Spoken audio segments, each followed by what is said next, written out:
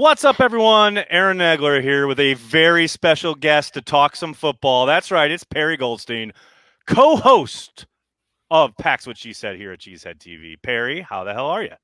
You always ask that. I'm doing great, Nagler. Very happy to be talking I just football want to with know you. how the hell you are. I know you do. I know you genuinely mean it. What's wrong with that? I just want to Nothing. know how the hell you are. And it sounds like you're pretty good. I got to admit, when I said, hey, let's talk some football and maybe we'll do it maybe a little later in the day, I was hoping against hope that the salary cap number would have come in, because I know not only fans everywhere are waiting for this, the geek nerd fans like us, but also the actual NFL teams and front offices are trying to figure out what the hell to do with their teams, and they can't really start doing that until they have the actual number. So in lieu of that, because as of 6:10 p.m. Eastern on Monday, we don't have the number, although maybe it will break while we're recording. I thought I would ask General Manager Perri what she would do with all of these Packers pending free agents. And now we do this in the spirit of, we understand that it's a big puzzle and it all kind of works in concert. We're saying, screw all that. This is about each individual guy and what Perri feels about said guy. All right. Are you ready for this nonsense? I'm ready. All right. Yeah. So let's start with Montrevius Adams, who I think is an interesting kind of case, because you're going to start with the hard ones. I'm saying, because he's like a guy who has flashed. You cannot deny that he has flashed. He has been so inconsistent, though, and hurt a lot. Mm-hmm. However, in this age of the salary cap going down for the first time in living memory, you need help for Kenny Clark. You got to build that defensive front. You've got a whole new defense coming.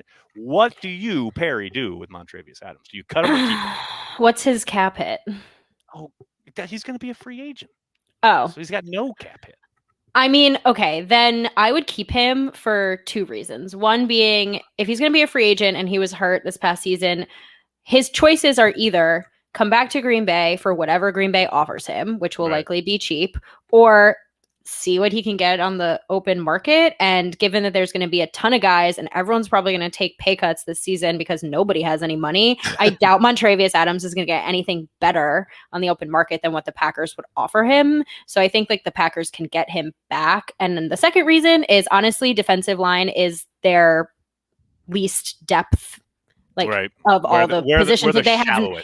Shallowest. Thank you. Yeah. Brain.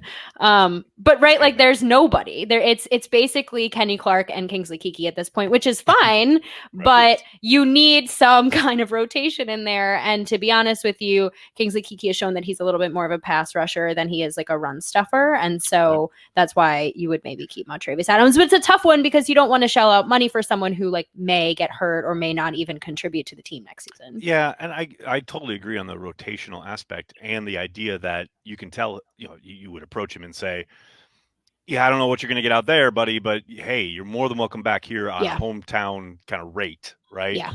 And I do think, as we said earlier, I think he has flashed. He has shown the ability.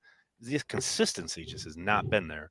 I wouldn't be surprised, especially as you say, with the cap situation being what it is. You need cheap labor.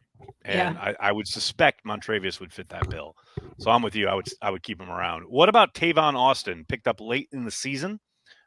You got to think Tyler Irvin's coming back off that injury. Clearly, Austin was there to be the replacement. Never really sparked much. Had a fumble on a return. Maybe gave you a handful of plays from scrimmage. What are you doing with Tavon Austin?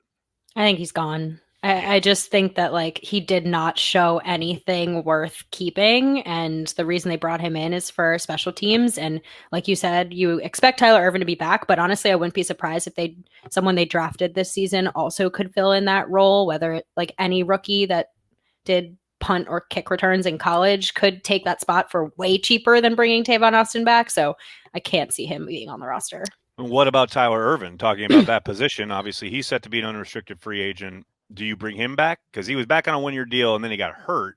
Yeah. I know he's dealt with injuries most of his pro career. Mm-hmm. I really like what he brings, though. Do you try and bring him back? Yeah, for sure. Because again, like the running back room is a little bit of a question mark as well. And so he leaves, he had like a key role. I think that's the difference between Right. him and Tavon Austin is there Very was like much a agree. very clear role that Tyler Irvin played in the Matt LaFleur offense. And it was actually quite important besides his special teams, like Right. what they use him for on offense. So again, someone who's not going to get a lot on the free agent market is likely going to have to just take whatever Green Bay offers him, which would probably be cheap. And then you keep him around and he can keep doing what he was doing. What about Snacks Harrison? Now, this is a guy who's obviously made a lot of headlines, mostly in the Packers blogosphere. We know Brian was hot after him all year long. Yeah. And then he finally got him, and he barely played.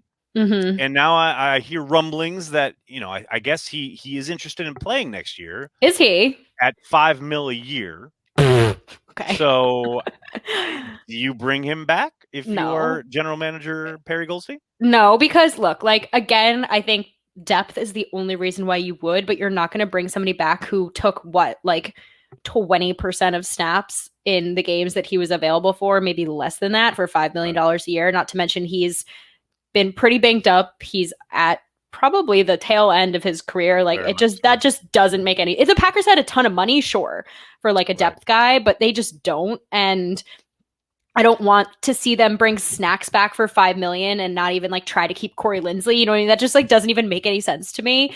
Not to mention, I think Snacks probably came to Green Bay because he thought maybe he could get a ring out of it last season. Like, I don't think that he's like in it for the team. I mean, it's pretty clear he didn't want to come to Green Bay for a very long time. Yeah. Until it was like, oh, so there's one of 4 teams that I could go play for now. And they're all going to go maybe get a ring. Yeah. Well, what killed me was like this idea that he wanted to get out of Seattle because he wasn't playing and then came to Green Bay and then didn't play. Yeah. Like what?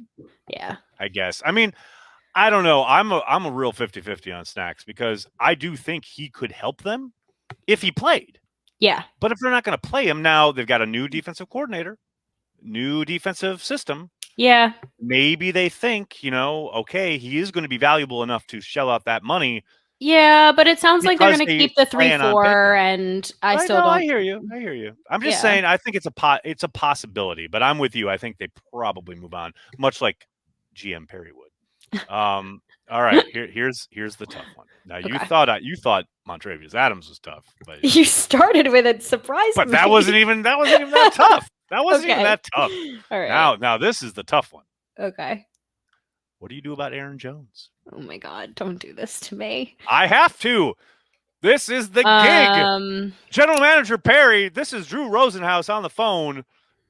Aaron Jones is set to hit the market. We're going to make a boatload of money on the free market. I just want to know, are you going to use the franchise tag? Are you going to keep him around at whatever, $8-9 million a year and really piss off my player? Is that what you're going to do? No. I just don't see the Packers doing it. And this may be like a fan thinking, and this is why I'm not the GM, but I don't like the franchise tag, especially for a back like Jones, who has been such a team player, has made absolutely nothing, and has been like a pivotal role in this offense. I think that this. Now put all that aside.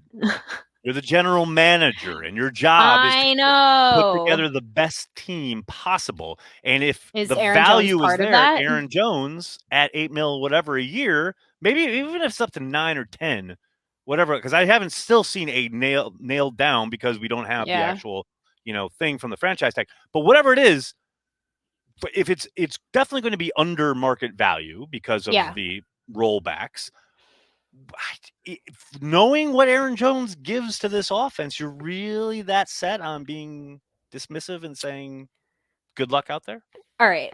No. I mean, look, if you can get Aaron Jones back and you think that this team can finally get over the hump and make it to and win a Super Bowl, Aaron Jones is, like I said, a huge part of this offense and a huge part of what they accomplish on the field. Like he's dynamic. That's why he's going to garner so much money on the open market, is because he's super valuable. So if you can get him at whatever it is, $8 million, $8.5 million, like that feels like a steal. I just don't like the idea of the franchise tag for a running back because I totally hear that, especially because of what it means for the position, right? He needs guaranteed, and this is a guy who's been hurt a lot and blah blah blah. Yeah, and like he pulls a hammy, it whatever. So Misses games. do I think that the Packers could do it realistically? Yeah, I mean, it was brought up for a reason recently with Brian Gutekunst in a press conference because it's clearly a possibility. But cap strapped $8 million on a running back. Yep. I don't know. I don't know if that's the part. It's like it's in the scheme of the league, it's a value play. Yes. But for this Packers team in this offseason, man, that's a chunk of change. It's a tough pill to swallow. And like they just drafted AJ Dillon in the second round. Right. And it's like we didn't get to see a lot of AJ Dillon, unfortunately. Right. And do I think that he's as dynamic of a runner as Aaron Jones is? Not yet. Maybe he could be one day. Do I think that he's going to get better in pass pro? Is he going to get better at pass catching? 100%. And do I think that being thrust into the running back one role is going to be the way that he gets there? Yes. Probably. But I think him being the 1-2 punch with Aaron Jones is like the ideal scenario. Completely agree. That's a tough one, man. That is and that's why we're really glad we're not Brian Gutekunst. Having to make that call. Here's another I think easy one, but maybe there's something here with GM Perri. I'm not sure. What about Mercedes Lewis? Oh, that's an easy keep. 100%. All right. Easy. All like bring him back on the same deal he had this past season if he doesn't want to retire, which he says that he doesn't. Right. There is no tight end in the league that does what Mercedes Lewis does, and this offense is so reliant on what he brings to the table. I love watching cut-ups of him throwing people around in the run game. Like that for no other reason. I just want a few more of those cut-ups. So I'm like down. You know that Matt LaFleur is going to go to bat for him too. 1,000%. So yeah, he's invaluable both for what he does role play wise in the offense, but also in the locker room. 100%. Yeah, my thing though is that you get him, you get Bob, and then who knows what that third tight end spot to me is like a pretty big question. You got DeGuara, you got Sternberger, you got hell, we could get Lovett or Daphne in there. I mean, and there was like some rumblings on Twitter about like Zach Ertz, which like I don't think would ever happen. I think the Zach Ertz thing is interesting because we do know they made that call about the possibility of trading for him. Mm-hmm. But I do think that was more specific to, okay, we're obviously going to make a run here. Let's bolster this team. They always make the call. I don't know exactly, right? I just don't see that as we want to trade for a long-term part of our team / plan. I don't know. But if the Packers have Mercedes and they have Bob, then that to me is solid. Along with Lil Ton in the studio. We're cooking with gas. It's good. All right. Okay, here we go. What about Kevin King? Bye. Look. Ruthless GM Perri Goldstein. Look, I, at last offseason, was actually an advocate for potentially keeping Kevin King, depending on how he played. And I think that recency bias is definitely clouding everyone of him because he had the worst game of his career at the worst possible time. 1,000%. And he did do a lot of great things this season. And last season, he had the most interceptions on the team. Like, he does have value. Yes. I just think that the relationship has soured to the point where, like, I can't imagine him walking into that locker room again. Like, I can't. Well, I mean, the relationship, though, I mean, you talk about the relationship. I think he's fine with the team. You know what I mean? Like, that's not what I mean. No, but I understand what you mean. The relationship, as far as like to the defense and what you kind of the perception around him, I think is interesting because I'm with you. I think he's done a lot of good stuff, but man, that was really tough to watch. I mean, you go back and watch that game. He has a number of plays that are quite good.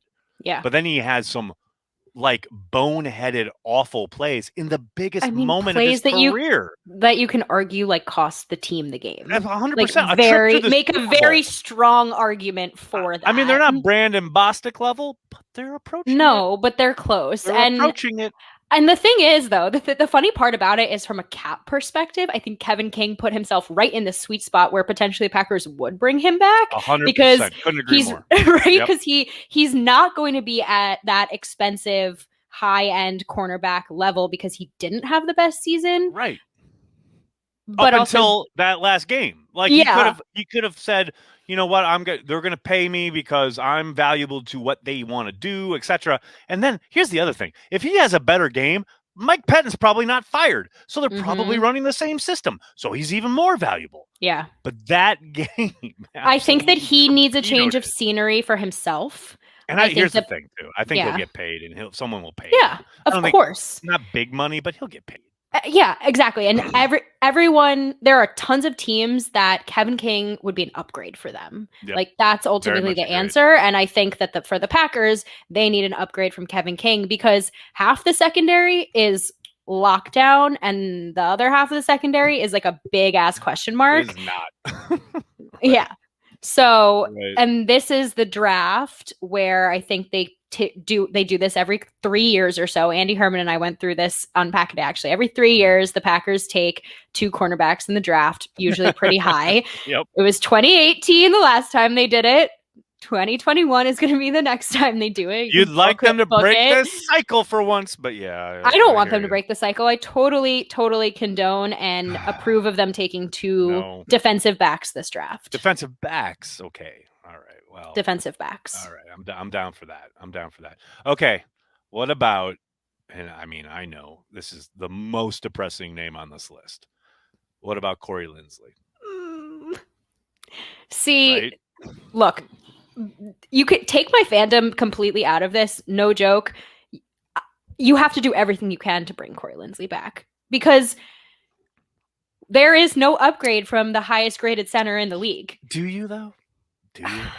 This year, this offseason? No, hey, look, I mean, I love Corey, but like from a completely dispassionate point of view, he missed 3 games and the offense really didn't miss a beat. I hate it. Point.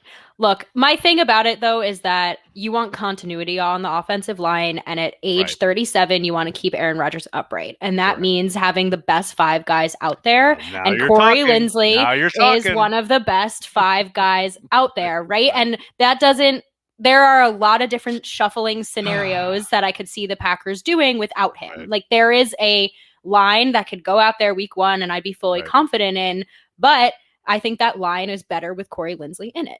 Yeah, I mean, I agree, but it's just hard because I think the franchise tag for him is like $13 million, and that's a lot. No, that's impossible. And he's going to garner. I mean, that man's going to go get paid. P-A-I-D. Paid, like, a lot. So, so you root for you like you said when you can't take the passion out of it. Like you love to root for a guy who deserves that. You just wish it was for your team. Right. It's not for our team. I wish him the best. All the best. Nothing but the best. But I don't think the best is going to happen in Green Bay, unfortunately. What about Lane Taylor? I mean, guy had a great summer, earned that starting spot, gets hurt like literally a handful of series into the season. I know. Absolutely hate it. His second season-ending injury in a row. What do you think? What does Perry do with Lane Taylor? I say bring him back again. It's the same with Montrevius Adams. It's like if you can get Lane Taylor back, his choices honestly are, what is he going to get on the open market? Is anybody going to take a flyer on a guy who has been hurt pretty much for 2 straight seasons? Mm-hmm. Probably not. The Packers love what they had in him. They're the only ones that know what he can bring to the table. So you give him some kind of minimum deal and you bring him back and you let him have another year to prove it, let's say, and see what he can do next season. Totally agree. Yeah. And he just took a pay cut for you to come back and then got hurt. So, I mean, I'm with you. At least just if for no other reason than just to compete. Because exactly. Look, there's nothing to say that, okay, you bring him in or you bring him back and he goes and competes. Let's say he doesn't win the job. So you cut him. You know? And I love Lane. Yeah. I think he's a great guy. I think he's really bought into what the Packers do and the community, etc. So I hate to say that so flippantly, but yeah, if he doesn't, it's a business. It is a business. It ain't show friends. It's show business. And if he doesn't win the gig, I don't think you keep him around because, he's not helping you on special teams, and he's even going to dress on game days. I don't know, but but it doesn't cost you anything. And So there's nothing wrong with a camp battle to me. Like, no, at all. there's nothing wrong with that. And like there's a little bit of a depth question mark too with the offensive line 100%. position. So And if why there's a not? team and a coaching staff, especially on this kind of Stenovich line, etc., that has shown they are very content with, okay, let's mix and match and see where Yeah. the best options lie as far as combining guys. Maybe Lane is one of those guys. So yeah, I'm I with don't see you. why not. Absolutely. Now here's an interesting one. We got two more to go. Okay. This one's interesting to me. What about Jared Valdeere? Because clearly you would have thought they brought him back last year, and then they didn't, even though he was pretty public about wanting to come back. Yeah. And then their back kind of got up against a wall, and they found a loophole to bring him in for the playoffs, and then COVID happened. If they had brought him back earlier in the year, who knows how that NFC Championship game goes? If he's the guy stepping in rather than having to move the backups to backups around. So yeah. What do you do? What does Perri do about Jared Valdeere? I'm not sure I bring him back, honestly. And this is purely from rumblings around the Twitter sphere, but I've heard that coaches are unsure if he could even like play in kind of that swing tackle backup role, like whether his body is right enough, like he also came out of retirement. So he did indeed. I think his durability is a question, and with a limited amount of money, I don't know if you give it to someone where you don't even know if they can be like a steady backup. Makes sense to me. And then finally, last one, because we got to give a shout out to Big B. What about Jamal Williams? What is Perri Goldstein? And this is going to follow you around on the internet for the rest of your life.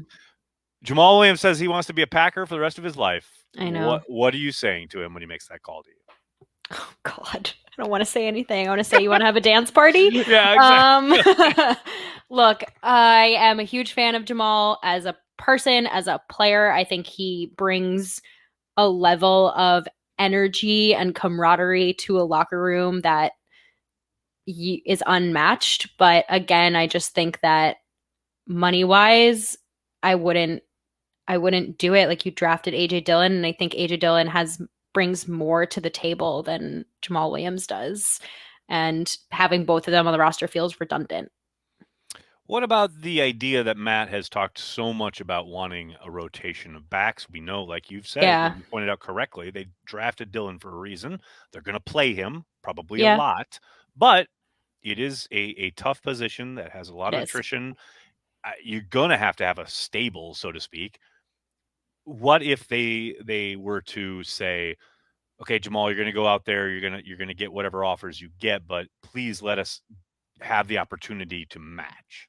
Yeah, that's fair. And I think, again, like, it depends on if they decide to bring somebody else in, which for a running back, I don't want them to do that. If they draft someone, like, do they bring Tyler Irvin back? Do they like Patrick Taylor? Like, there's a lot of questions there. Patrick Taylor is so intriguing. I know. I know. I just haven't seen him play. Right. But I totally agree. So it's one of those, it's one of those things where it's just like, what does that room look like? And if it feels like it's missing a piece, like you said, they love the rotation. And I thought when they had the 3-back rotation in, it was beautiful. It worked. It was perfect. Totally and agree. Jamal, again, is a he is a specific type of back that the Packers can use.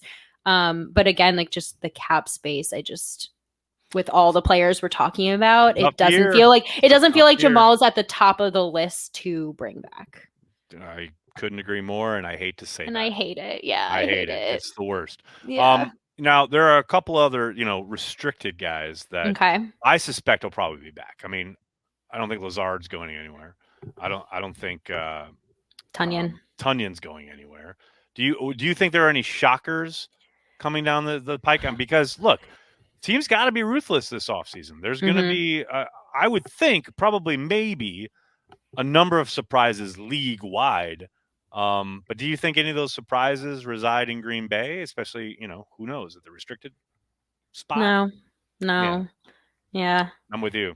I think it's funny because I get people every day like, oh, well, what about Tunyon? Is he coming back? And I'm like, I just can't imagine him being allowed to leave. And I understand it's about, what kind of tender they put on him, and people Mhm. get so nervous. But it's like this happens both this time of year and then at the end of training camp when Packers fans are so connected to their guys that they get all Right. nervous about, Like Jake Kummerow last year. right? Like they get cut, and it's like, or some team is going to swoop in. Now, obviously, that did happen with Taysom Hill, which we'll have to hear for the end of time. Okay, but it's like, woo-hoo. yeah, I know, but that's my point. It's like Packers fans At least blow up this thing where it's yeah. like, someone's going to come in and give a first round pick for, like, I don't know, or sign Tunyon to some huge offer sheet or something. It's like, no, they're not. No, that's not. Because the thing too is that, like, when you're in such a bubble focused on one team, you forget about the fact that every team is dealing with this. Like I would say maybe like a sixth of the league has like any level of money to do anything significant. Correct. Most teams are in the same position as the Packers. So if the Packers can't bring somebody back, likely another team probably can't sign that guy either. Right. At least they can't like make it tough on the. I mean, there are exactly maybe like 2 or 3 teams that could possibly. And also with restricted, doesn't Tunyon have the choice too of who he goes? Like, let's say the Packers put a second round tender on him. Right. He can choose to stay no matter what other teams offer. So, and I can't see a guy like that leaving. I mean, it would take a monster blows deal. them out of the water, and I don't see that happening. No. And that's the and like he has Aaron Rodgers throwing him the ball. Exactly. Like, how much better is it going to get for Tunyon? Precisely. I mean, yeah, I'm with you. Perri, you are an absolute legend. This has been a lot of fun. Thanks for having me. Always a good time. What's coming up on PAX What She Said for the rest of this offseason? Well, if you want some merch, it's great. It's comfy. Look at that. Look at that. Great looking shirt right there. Thanks. Yeah, we just had Michelle Bruton on, which was really fun. So you want to go back and listen to that. She is wonderful. She doesn't just cover the Packers either. She covers like everything, and she's super intelligent. She used to write for us at Cheesehead TV. Did she? She's editing the draft guide. She's editing the draft guide. She's brilliant. And so that was fun. We're gonna have guests on, like I told you before the show, once a month. So we should have a lot more people coming up, and then a fun little surprise with Cheesehead TV also in the works. Come on now. It's going to be a lot of fun. And then, of course, you and Maggie both, I hope, are going to be joining us for the live draft extravaganza, which will be all 3 nights/days this year. I don't know. I'm not expecting you to be there all 3 days, unless you want to be, and then you're more than welcome. I will definitely be there night 1, no matter what. Well, exactly. That's the big night. But we'll be live for all 3. When the Packers draft back and don't pick anybody. It's going to be great. Or when they draft another quarterback and the internet and the world explodes. Melts down. It's going to be amazing. Yeah. I can't wait. Perri, thank you so much for joining me today. Thank you. So fun.